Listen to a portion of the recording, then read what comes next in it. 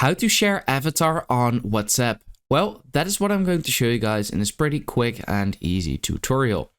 So if this video helped you out, let me know in the comments if it did, and let's get started right away.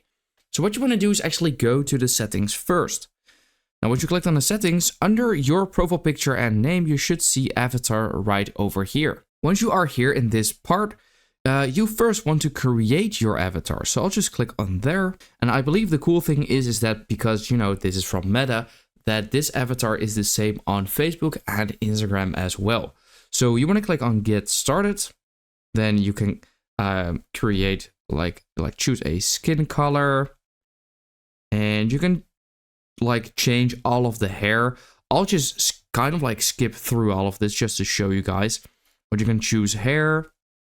Hair color, face shape, for example, this is fine. And then you can also select an outfit, and there's even more personalization at the bottom. I don't know what happens when I click on there, but oh, here you can actually even change like your body shape and all of that, which is pretty cool. But once you are happy with this, I believe you can edit this later as well. You want to click on save. And the edits you made to your avatar will be saved. So save changes. And then it is being updated. I'll click on next.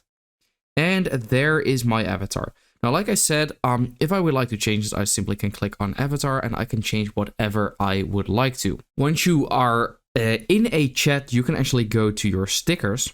And now there is an actual extra option. So you have GIFs, stickers, and in the middle you have your avatar.